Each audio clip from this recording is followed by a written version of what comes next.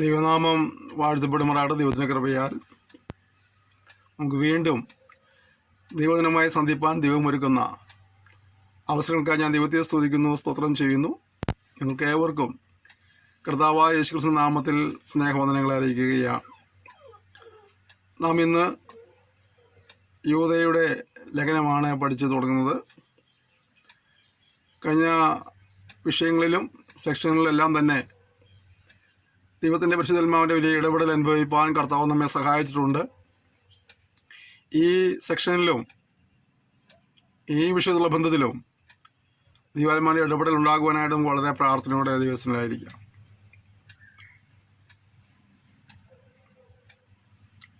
നിങ്ങളുടെ പ്രാർത്ഥനയ്ക്കും സഹകരണത്തിനും പ്രോത്സാഹനത്തിനോട് ഞാൻ നന്ദി പറയുന്നു.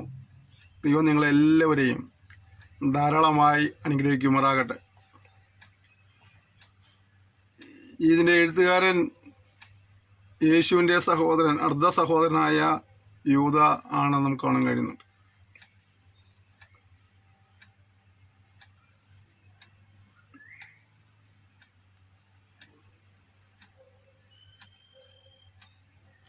വിശ്വാസത്യാഗികൾക്കും ദുരുപദേഷകന്മാർക്കുമുള്ളതായ മുന്നറിയിപ്പുകളാണ് ലേഖനത്തിൽ അധികമായി പ്രതിപാദിച്ചിട്ടുള്ളത്. യൂദയുടെ ലേഖനവും പത്രോസ് എഴുതിയ രണ്ടാം ലേഖനവും തമ്മിൽ ചില സാമ്യങ്ങളുണ്ട്. ഇതിന് 4-ാം വാക്യത്തോടെ സാമ്യപ്പെടുത്തി വേണം നമുക്ക് പത്രോസിൻ്റെ ലേഖനത്തിൻ്റെ 2-ാം അധ്യായത്തിന് 1 മുതൽ 3 വാക്യങ്ങൾ കാണാൻ കഴിയും. ഇതിൽ 7-ാം വാക്യത്തിനോട് സാമ്യപ്പെടുത്തിക്കൊണ്ട് പത്രോസിൻ്റെ ലേഖനം 2-ാം അധ്യായം 6-ാം വാക്യം കാണാൻ കഴിയുന്നുണ്ട്. ഇതിൽ 8-ാം വാക്യത്തിൽ സാമ്യപ്പെടുത്തിയിട്ട് 2:10 പത്രോസ് 2:10 അത് സാമ്യപ്പെടുത്തിയ വാക്യം കാണാൻ കഴിയുന്നുണ്ട്. ഇതിന് 9-ാം വാക്യത്തോട് ചേർന്നിരിക്കുന്നതായ ഒരു പദവാക്യമായ 2:11 നമുക്ക് കാണാൻ കഴിയുന്നു. 10-ാം വാക്യത്തോട് ചേർന്നിരുന്നതായ 2:18 നമുക്ക് കാണാൻ കഴിയുന്നു. 2 പത്രോസിൻ്റെ ലേഖനവും ഇതുമായിട്ടുള്ള ഒരു ചെറിയ ബന്ധമൊന്ന് ചൂണ്ടിക്കാണിച്ചു എന്ന് മാത്രമേ ഉള്ളൂ. ബന്ധമല്ല, സാമ്യം. യൂദ എന്ന പേര് യഹൂദ എന്ന എബ്രായ പദത്തിൻ്റെ തുല്യമായ ഗ്രീക്ക് നാമമാണ്. വേദപുസ്തകത്തിൽ ചില യൂദന്മാരുണ്ട്. മത്തായി 10:4 കാണുമ്പോൾ ഇസ്കരിയോത്ത് യൂദനെ കുറിച്ച് കാണാൻ കഴിയുന്നുണ്ട്. മത്തായി 13:55 യേശുവിൻ്റെ സഹോദരനായ യൂദയെക്കുറിച്ച് കാണാൻ കഴിയുന്നുണ്ട്. ലൂക്കോസ് 6:16 യാക്കോബിൻ്റെ മകനായ യൂദയെക്കുറിച്ച് കാണാൻ കഴിയുന്നുണ്ട്. അപ്പോസ്തലപ്രവൃത്തി 5:32 ഗലീലക്കാരനായ യൂദയെക്കുറിച്ച് കാണാൻ കഴിയുന്നു. അപ്പോസ്തലപ്രവൃത്തി 9:10 മുതൽ വചനം പഠിക്കുമ്പോൾ ദമസ്കോസിലുള്ള യൂദയെക്കുറിച്ച് കാണാൻ കഴിയുന്നുണ്ട്. ബറാബാസ് എന്ന യൂദ എന്ന് അപ്പോസ്തലപ്രവൃത്തി 15:22 മുതലുള്ള വചനങ്ങൾ കാണാൻ കഴിയുന്നുണ്ട്.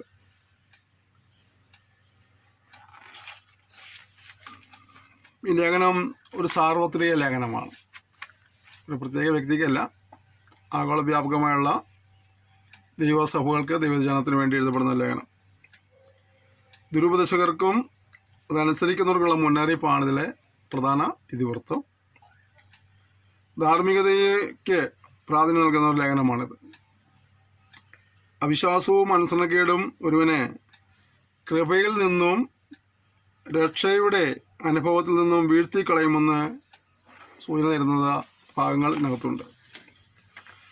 അനുസരണക്കേടിനാൽ ന്യായവിധി വരുമെന്നും സോദോമിൻ്റെയും ഗോമേരയുടെയും ചരിത്രത്തിലൂടെ തെളിയിക്കുകയാണ്.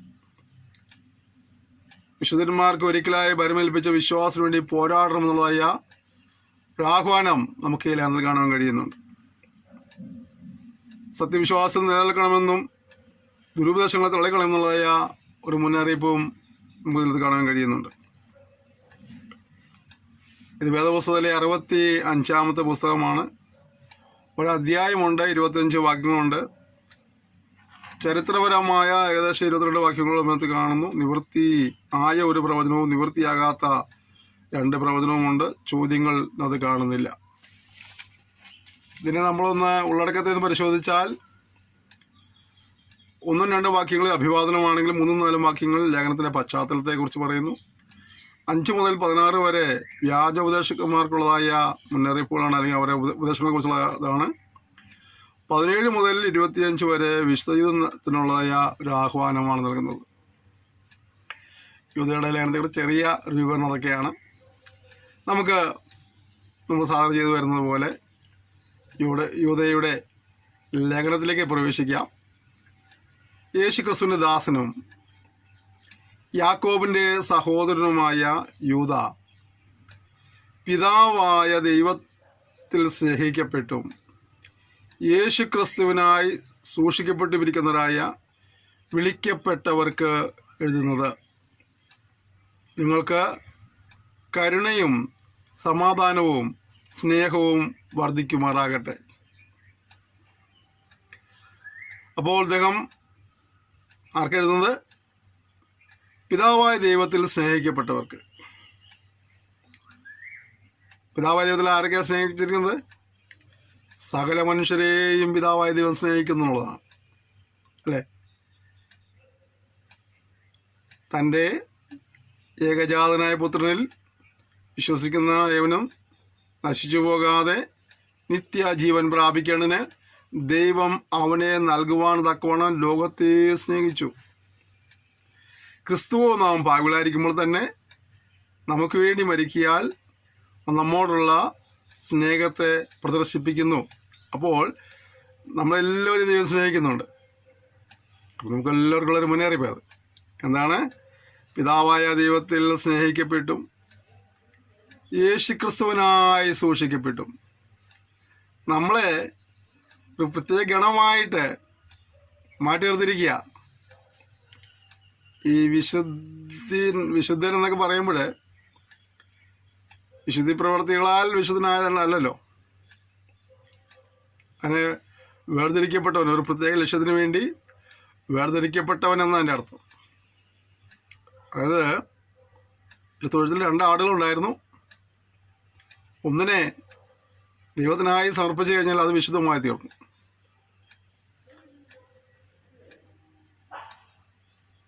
അതേസമയം രണ്ടുപേരെയും പശ്ചാത്തലം ഒന്നാണ്. അപ്പുറത്ത് കിടക്കുന്ന ആ ആട്ടിൻകുഞ്ഞിൻ്റെയും ഈ ആട്ടിൻകുഞ്ഞിൻ്റെയും പശ്ചാത്തലം ഒന്നാണ്, ജീവിത രീതികൾ ഒന്നാണ്. പക്ഷേ ഇതാ ഒരു പ്രത്യേക ലക്ഷ്യത്തിനായിട്ട് തന്നെ മാറ്റി നിർത്തിയപ്പോൾ അതെന്തായി തീർന്നു? വിശുദ്ധമായി തീർന്നു. അപ്പോൾ നമ്മൾ കർത്താവിന് വേണ്ടി മാറ്റി നിർത്തിയിരിക്കുന്നവരാണ്, യേശുക്രിസ്തുവിനായി സൂക്ഷിക്കപ്പെട്ടിരിക്കുന്നവരായ വിളിക്കപ്പെട്ടവർക്ക് എഴുതുന്നത്. അപ്പോൾ അത് നോക്കിയേ, നമ്മളെങ്ങനെയാണ്?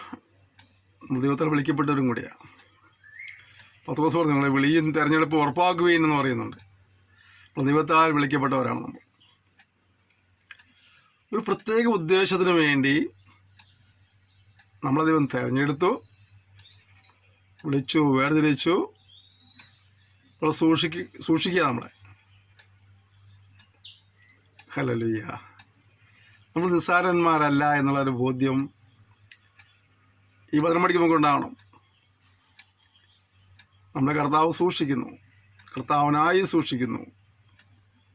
എന്താ പറയുക? നിങ്ങൾക്ക് കരുണയും സമാധാനവും സ്നേഹവും വർദ്ധിക്കുമാറാകട്ടെ. ഉണ്ടാകട്ടെ എന്നല്ല, മറ്റുള്ള ലേഖനങ്ങളൊക്കെ കൃപയും സമാധാനമൊക്കെ ഉണ്ടാകട്ടെ എന്ന് പറയുമ്പോൾ ഇവിടെ ഞങ്ങളുടെ കർത്താവ് പറയുന്നത് വർദ്ധിക്കട്ടെ എന്നാണ്. യുവജനം പഠിക്കുമ്പോൾ നമ്മളും സ്വയശോധനയ്ക്കായി വിധേയപ്പെടണം. നമ്മിൽ കരുണ വർദ്ധിക്കുന്നുണ്ടോ? നമ്മിൽ സമാധാനം വർദ്ധിക്കുന്നുണ്ടോ? നമ്മിൽ സ്നേഹം വർദ്ധിക്കുന്നുണ്ടോ? പലപ്പോഴും കരുണയുടെ ഉറവൊക്കെ വറ്റിപ്പിക്കൊണ്ടിരിക്കുക. സ്നേഹത്തിൻ്റെ തലങ്ങൾ ശൂന്യമായിക്കൊണ്ടിരിക്കുക. സമാധാനം അനുദിനവും നഷ്ടപ്പെട്ടുകൊണ്ടിരിക്കുക. അങ്ങനെയുള്ള സാഹചര്യത്തിൽ പരിശുദ്ധാത്മാവ് ഓർമ്മിപ്പിക്കുന്ന ഈ വചനത്തിന് വലിയ ഒരു പ്രാധാന്യമുണ്ട്. നിങ്ങളിൽ കരുണയും സ്നേഹവും സമാധാനവും വർദ്ധിക്കുമാറാകണം. ആ അനുഭവങ്ങളിലുള്ള ഒരു വർധനവ് ഉണ്ടാകാനായിട്ട് നമുക്ക് ഉത്സാഹിക്കാം.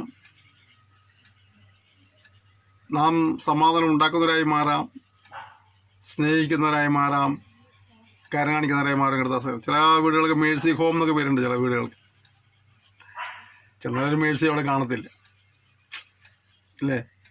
ചിലർ ലവ് ഇല്ല എന്നൊക്കെ ചില വീടുകളിൽ പേരുണ്ടാവും. ലവ് ഇല്ല എന്നല്ല, ലവ് ഇല്ല. പക്ഷെ ചെന്ന് കഴിഞ്ഞാൽ ലവ് ഇല്ല, അതാണ് സംഭവം. ഇത് പീസ് കോട്ടേജ് ആയിരിക്കും.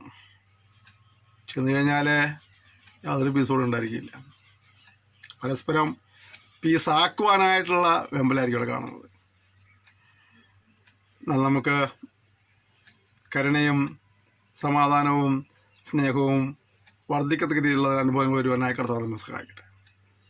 പ്രിയരെ, നമുക്ക് പൊതുവിലുള്ള രക്ഷയെക്കുറിച്ച് നിങ്ങൾക്ക് എഴുതുവാൻ സകല പ്രയത്നവും ചെയ്യുകയിൽ വിശുദ്ധന്മാർക്ക് ഒരിക്കലായിട്ട് ഭരമേൽപ്പിച്ചിരിക്കുന്ന വിശ്വാസത്തിന് വേണ്ടി പോരാടേണ്ടതിന് പ്രബോധിപ്പിച്ചെഴുതുവാൻ ആവശ്യമെന്ന് എനിക്ക് തോന്നി. അദ്ദേഹം ഈ ലേഖനത്തിൻ്റെ പശ്ചാത്തലം പറയുക എന്താണെന്നുള്ളത് എഴുതുന്നത്, പൊതുവിലുള്ള രക്ഷയെക്കുറിച്ച് നിങ്ങൾക്ക് എഴുതുവാൻ സകല പ്രയത്നവും ചെയ്യുകയിൽ വിശുദ്ധന്മാർക്ക് ഒരിക്കലായിട്ട് ഭരമേൽപ്പിച്ചിരിക്കുന്ന വിശ്വാസത്തിന് വേണ്ടി പോരാടേണ്ടതിനെ പ്രബോധിപ്പിച്ചെഴുതുന്നത് ആവശ്യം. ഒരിക്കലായിട്ട് ഭരമേൽപ്പിച്ച വിശ്വാസത്തിന് വേണ്ടി നീളം പോരാടണം. ഇന്ന് വിശ്വാസം തന്നെ ഇല്ലെങ്കിൽ വിശ്വാസത്തിന് പോരാടണം അല്ലേ. നമുക്കൊരു ഉത്തരവാദിത്വമുണ്ട്. നമ്മുടെ പക്കൽ ഭരമേൽപ്പിച്ചൊരു വിശ്വാസത്തിന് വേണ്ടി പോരാടുക എന്നുള്ളത്. എന്തുകൊണ്ട് അനേക ദൈവദാസിദാസന്മാർ പ്രതിബന്ധങ്ങളെ വഹിക്കാതെ നിന്നയെ അവഗണിച്ചുകൊണ്ട്, പരിഹാസത്തെ അവഗണിച്ചുകൊണ്ട്, ഒറ്റപ്പെടലിനെ അവഗണിച്ചുകൊണ്ട് കർത്താവിന്റെ സാക്ഷ്യം വഹിക്കുന്നു നിന്നു. വിശ്വാസത്തിൻ്റെ കാര്യം മറ്റുള്ളവർ പറഞ്ഞു കൊടുക്കുന്നു. വിശ്വാസത്തിലെ പലരെയും ആഹ്വാനം ചെയ്യുന്നു. എന്താണ്? അവരുടെ പക്കൽ ഭരമേൽപ്പിച്ച വിശ്വാസത്തോടെ പോരാടിക്കൊണ്ടിരിക്കുകയാണ്. ആത്മീയരെന്ന് പറയുന്നവർ പോലും അങ്ങനെയുള്ളവരെ കാണുമ്പോൾ നിന്ദിക്കുന്ന നിലങ്ങളിലേക്കൊക്കെ പിശാച് അവർ കൊണ്ടുകൊണ്ടിരിക്കുക. എന്നിട്ടും കർത്താവിന്റെ സാക്ഷ്യം വഹിക്കുന്ന ദൈവദാസിദാസന്മാർക്കായി ഞാൻ ദൈവത്തെ സ്തുതിക്കുന്നു, സ്തോത്രം ചെയ്യുന്നു. എന്നോട് വിശ്വാസമായ ആളുകൾ ചോദിച്ച ചോദ്യം ഞാൻ കേട്ടിട്ടുണ്ട്. ഇൻഡയറക്റ്റ് ആയിരുന്നു, ഡയറക്റ്റായിട്ട് ചോദിച്ചിട്ടില്ലെങ്കിലും, എന്തിനാണ് ഈ പാഠ്യപദ്ധതി, ആരെ കേൾക്കാനാണ് ചോദിച്ചവരുണ്ട്. ചിലപ്പോൾ ചിന്തിക്കുമ്പോൾ ശരിയാ, നിങ്ങൾ പലരും എനിക്ക് നേരിട്ട് കണ്ടിട്ടില്ല, ഞാൻ നേരിട്ട് കണ്ടിട്ടില്ല. നിങ്ങൾ പലർക്കും എന്നെ നേരിട്ട് പരിചയമില്ല. ഇങ്ങനെയുള്ള ഈ വീഡിയോയിലൂടെ അല്ല ക്ലാസ്സിലൂടെ അല്ലാതെ നേരിട്ട് പരിചയമില്ല. നിങ്ങളിൽ പലരും എന്നോട് ആവശ്യപ്പെട്ടിട്ടല്ല ഞാൻ ഈ പാഠ്യപദ്ധതി തുടങ്ങിയത്. ഞാൻ ഒരിക്കൽ എൻ്റെ ഉള്ളിൽ ദൈവാത്മാവിൻ്റെ ഒരു പ്രേരണയുണ്ടായി. ഞാനതിങ്ങനെ മനസ്സിൽ താലോലിച്ച് ഇതെങ്ങനെ കൈകാര്യം ചെയ്യണമെന്ന് ചിന്തിച്ചിരിക്കുമ്പോൾ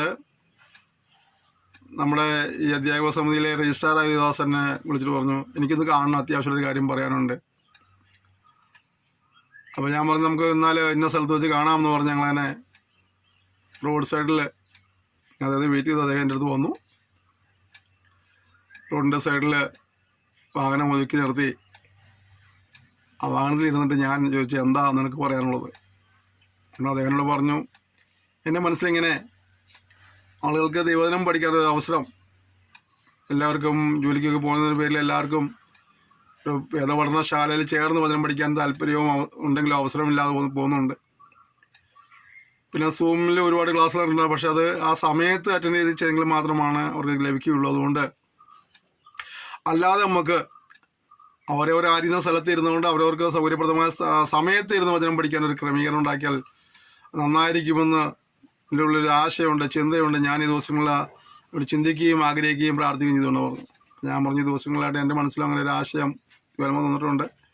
ഞാൻ അതേക്കുറിച്ച് ആഗ്രഹിക്കുകയും പ്രാർത്ഥിക്കുകയും ചെയ്യുക. അങ്ങനെ പറഞ്ഞ് ഞങ്ങൾ അവിടെ ഇരുന്നുകൊണ്ടാണ് ഇതിൻ്റെ ബാക്കി കാര്യങ്ങളെല്ലാം ക്രമീകരിക്കാനിടയായി തീർന്നത്. അപ്പോൾ ഞാൻ പറഞ്ഞു, നമ്മൾ രണ്ടുപേരും കൂടെ മാത്രം മുന്നോട്ട് പോകാൻ കഴിയില്ല. നമുക്ക് ഓരോരോ വിഷയങ്ങൾ പഠിപ്പിക്കാനായിട്ട് അധ്യാപകരെ വേണം. അപ്പോൾ ഞങ്ങൾ ഏതൊക്കെ വിഷയങ്ങൾ പഠിക്കണം ചിന്തിച്ചു.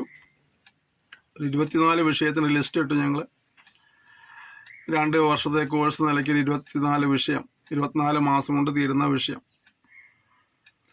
അങ്ങനെ 24 വിഷയ ലിസ്റ്റ് ഇട്ടു. ആ വിഷയങ്ങൾ പഠിപ്പിക്കാനായിട്ട് ഞാൻ ചില ദാസന്മാരെ കോൺടാക്ട് ചെയ്തു. എനിക്ക് പരിചയമുള്ളവരും ദൈവവചനം പഠിപ്പിക്കാനായിട്ട് കഴിവുള്ളവരും ആയ ചിലരെ ഞാൻ കോൺടാക്ട് ചെയ്തു. അതിലൊരു 8 പേര് അവരെ ഈ ശുശ്രൂഷയോട് ചേർന്ന് മുന്നോട്ട് വരാമെന്ന് താല്പര്യം പ്രകടിപ്പിച്ചു, സമ്മതം പ്രകടിപ്പിച്ചു.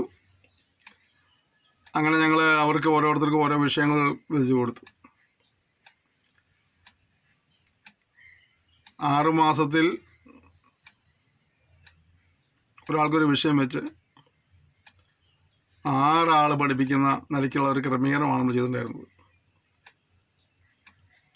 പക്ഷേ 4 മാസത്തിൽ ഒരാൾക്കൊരു വിഷയം വെച്ച് 6 ആൾ പഠിപ്പിക്കുന്ന നിലയ്ക്ക് ഒരു ക്രമീകരണം ചെയ്തിട്ടുണ്ടായിരുന്നു. പക്ഷേ കുറച്ച് കഴിഞ്ഞപ്പോൾ അവരിൽ പലർക്കും പറഞ്ഞ സമയത്തൊന്ന് റെക്കോർഡ് ചെയ്യാൻ പറ്റാതെയായി. അവരെല്ലാവരും ശുശ്രൂഷയിൽ വളരെ ബന്ധപ്പാടുള്ള ആളുകളാണ്. ശുശ്രൂഷ ബന്ധപ്പാടുള്ളതിൻ്റെ പേരിൽ തന്നെ അവർക്ക് സഭാ ശുശ്രൂഷയുണ്ട്, ചിലർക്ക് സെൻറ്ററിൻ്റെ ഉത്തരവാദിത്തങ്ങളുണ്ട്, ചിലർക്ക് മറ്റു ചില ടീമിൻ്റെ ഉത്തരവാദിത്തമുണ്ട്. അങ്ങനെ പലതരത്തിലുള്ള ഉത്തരവാദിത്തങ്ങളുള്ളതിൻ്റെ പേരിൽ അവർക്കത് സമയത്ത് വന്ന് റെക്കോർഡ് ചെയ്യാൻ പറ്റാതെ. നമ്മളാണെങ്കിൽ ഇതിങ്ങനെ അനൗൺസ് ചെയ്യുകയും ഈ കോഴ്സ് തുടങ്ങുകയും ചെയ്തു. അപ്പോൾ ഇത് തുടർന്ന് കൊണ്ടുപോകേണ്ടത് നമ്മുടെ ഒരു ഉത്തരവാദിത്തമായതുകൊണ്ട് ഓരോ വിഷയം കഴിയുമ്പോൾ അടുത്ത വിഷയം ഞാൻ തന്നെ എടുക്കുവാൻ നിർബന്ധിതനായി. അതിൻ്റെ ഒരുപാട് പോരായ്മകൾ ഉണ്ടായിരിക്കാം, ഇല്ലെന്ന് ഞാൻ പറയുന്നില്ല. പക്ഷേ എങ്കിലും ഇന്ന് വരെ ഒരു സെക്ഷൻ പോലും മുടങ്ങാതെ ഇതിൽ കൃപയാൽ തുടങ്ങിയിട്ട് ഏകദേശം 270ഓളം ക്ലാസ്സുകൾ കഴിഞ്ഞു എന്നാണ് എൻ്റെ ഓർമ്മ. അപ്പോൾ ഇത്രത്തോളം ദിവസങ്ങൾ മുടങ്ങാതെ റെക്കോർഡ് ചെയ്യുവാനായിട്ട്, എഡിറ്റ് ചെയ്യുവാനായിട്ട്, അപ്ലോഡ് ചെയ്യാനായിട്ട് എല്ലാം കർത്താവ് അവസരങ്ങൾ ഒരുക്കി തന്നു. പ്രാർത്ഥിക്കുന്ന ഒരുപാട് പേരെ ദൈവം അതിനു വേണ്ടി പലയിടങ്ങളും ഒരുക്കി, ആവശ്യം നിർദ്ദേശം തരുന്ന ചിലരെ കർത്താവ് ഒരുക്കി. അങ്ങനെയൊക്കെ ഇത് ഇന്നുവരെയും മുന്നോട്ട് പോയിക്കൊണ്ടിരിക്കുന്നു. അപ്പോൾ ഇതിങ്ങനെ ചെയ്യുമ്പോൾ തന്നെ ചിലരിത് പണസമ്പാദനത്തിന് വേണ്ടി ചെയ്ത പരിപാടിയെന്ന് പറഞ്ഞ ആൾക്കാരുണ്ട്. ചിലരിത് ആര് കേൾക്കുമെന്ന് ചോദിച്ച ആളുകളുമുണ്ട്. സത്യത്തിൽ എനിക്കറിയാം ആരും ഇതിനു വേണ്ടി സാമ്പത്തിക സഹായിച്ചിട്ടൊന്നുമില്ല. ഇത് പരസ്യമായിട്ട് പറഞ്ഞാൽ എനിക്കത് അഭിമാനമുണ്ട്. കാരണം അധ്യാപക സമിതിയിലെ ചില ദേവദാസന്മാർ അവരുടെ നന്മയിൽ നിന്ന് ഒരു ചെറിയ ഓഹരി ചിലപ്പോൾ ഇതിനുവേണ്ടി നൽകിയിട്ടുണ്ടാകാം എന്നുള്ളതല്ലാതെ വേറെ പഠിതാക്കളെ ആരെയും മധ്യസ്ഥത ഇതുവരെ മേടിച്ചിട്ടില്ല. എന്നിട്ട് നമ്മളിത് നടത്തിക്കൊണ്ടിരിക്കുക. അപ്പോൾ ഇത് ദ്രവ്യസമ്പാദനത്തിന് വേണ്ടിയുള്ളതല്ലായിരുന്നു, മറിച്ച് ദൈവത്തിന് മറ്റുള്ളവരെ എത്തിക്കുക എന്നുള്ള ഉദ്ദേശമായിരുന്നു. നമ്മുടെ പക്കൽ പരിമേൽപ്പിച്ച വിശ്വാസത്തിന് വേണ്ടി പോരാടുക എന്നുള്ളത് ഞങ്ങളുടെ ഒരു ആഗ്രഹമായിരുന്നു. കൃപയാൽ ഞങ്ങളത് ചെയ്തുകൊണ്ടിരിക്കുന്നു.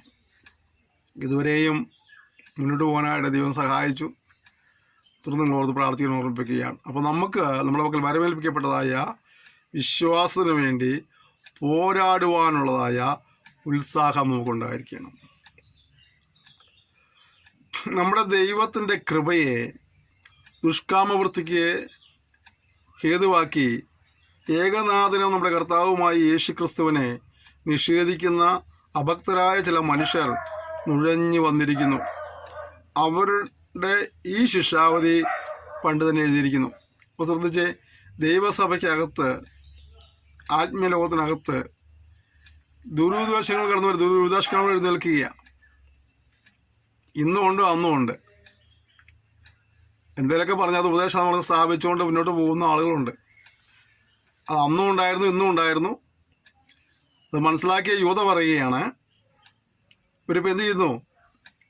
അവിടെ ദൈവത്തിൻ്റെ കൃപയെ ദുഷ്കാമവൃത്തി ഹേതുവാക്കി ഏകനാഥനും നമ്മുടെ കർത്താവായ യേശുക്രിസ്തുവിനെ നിഷേധിക്കുന്ന അഭക്തരായ ചില മനുഷ്യർ നുഴഞ്ഞു വന്നിരിക്കുക. ചില രാജ്യങ്ങളിൽ നുഴഞ്ഞു കയറി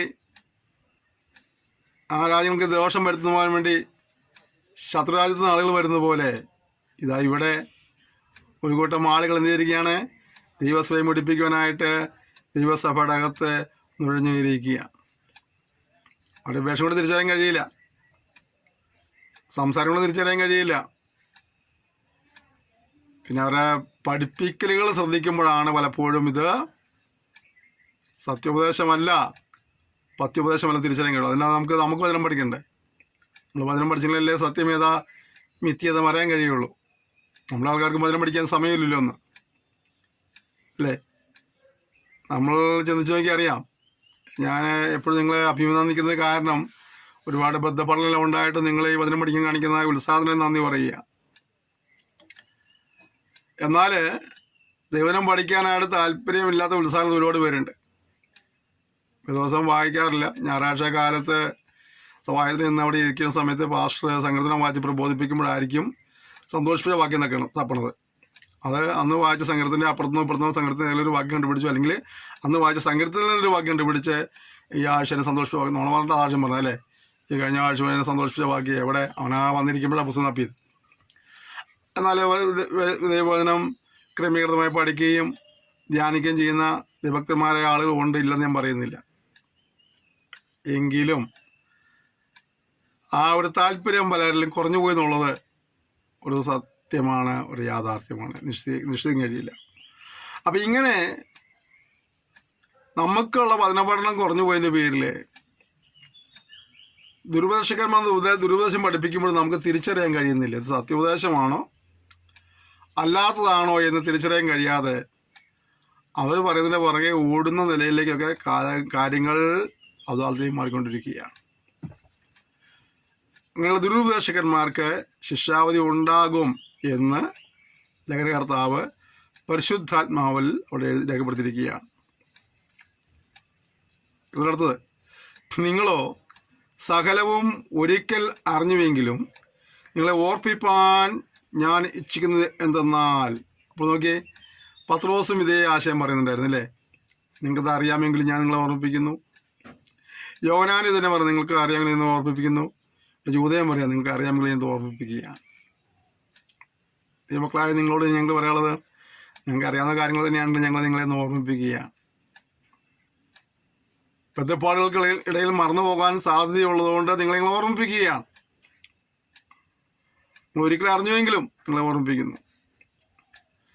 കർത്താവ് ജനത്തെ മിസ്രൈമിൽ നിന്ന് രക്ഷിച്ചിട്ടും വിശ്വസിക്കാത്തവരെ പിന്നത്തേതിൽ നശിപ്പിച്ചു.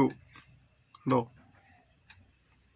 കർത്താവ് ജനത്തെ മിസ്രൈമിൽ നിന്ന് രക്ഷിച്ചതാ. കുഞ്ഞാൻ രക്തത്താൽ അവർ വിടുതൽ പ്രാപിച്ച് രക്ഷ പ്രാപിച്ചവരാ. പക്ഷേ പിന്നീടുള്ള യാത്രയിൽ അവരവിശ്വാസ നിമിത്തമായിട്ട് അവരെന്ത് ചെയ്തു? നശിച്ചു പോകാനിട വന്നു.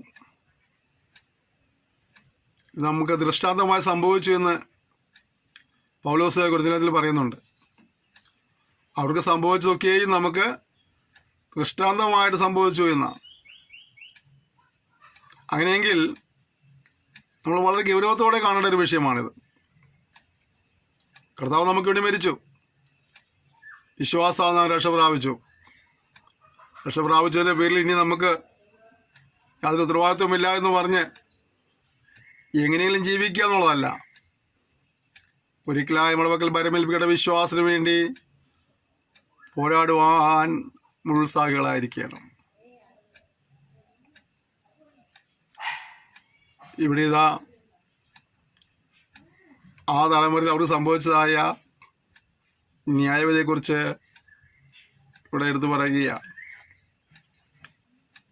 തങ്ങളുടെ വാഴ്ച കാത്തുകൊള്ളാതെ സ്വന്തം വാസസ്ഥലം വിട്ട് പോയ ദൂതന്മാരെ മഹാദിവസത്തിൻ്റെ വിധിക്കായി എന്നേക്കുമുള്ള ചങ്ങലയിട്ട് അന്ധകാരത്തിന് കീഴിൽ സൂക്ഷിച്ചിരിക്കുന്നു.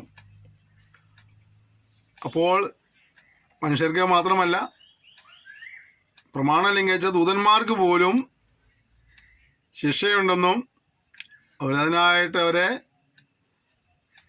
സൂക്ഷിച്ചു വച്ചിരിക്കുകയെന്നും ഇങ്ങനെ ചങ്ങലയിട്ട് അന്ധകാരത്തിന് കീഴിൽ സൂക്ഷിച്ചിരിക്കുന്നു പറഞ്ഞത്. ദൂതന്മാർ എത്ര ഭാഗ്യമുള്ളവരായിരുന്നല്ലേ?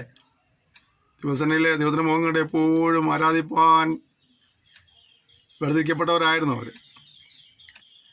അല്ല, അവർ ചിലർ നമ്മുടെ നാടൻ ഭാഷ കുരുത്തക്കേട് കാണിച്ചപ്പോഴേ അവരെയും പിടിച്ചു, ചങ്ങലക്കിട്ടു, അന്ധകാരത്തിന് കീഴിലാക്കി വെച്ചിരിക്കുകയാണ്. ദൈവം നീതിയുള്ള ന്യായാധിപതി ആയതുകൊണ്ട് നീതിയോടെ കാര്യങ്ങൾ ചെയ്യുന്നവനാണ്. ദൈവത്തിന് മുഖപക്ഷമില്ല.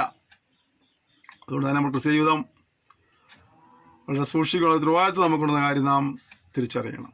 അത് മറന്നു പോകരുത്. രക്ഷിക്കപ്പെട്ട കുഞ്ഞുങ്ങൾ സ്നാനപ്പെട്ടതിന് ശേഷമായിട്ട് സ്നാപകൻ സ്നാനാർത്ഥം ലേഖിച്ചിങ്ങനെ പറയും, ജീവപര്യന്തം വിശ്വസനായിരിക്കുക, അല്ലെങ്കിൽ മരണപര്യന്തം വിശ്വസനായിരിക്കുക, ജീവകിരീടം നിങ്ങൾക്ക് പ്രാപിക്കാം. അപ്പോൾ മരിക്കുന്നത് വരെ നിങ്ങൾ ആരായിരിക്കണം? വിശ്വസ്തരായിരിക്കണം എന്നുള്ളതാണ്. എങ്കിലേ എന്ത് പ്രാപിക്കാൻ കഴിയുള്ളൂ?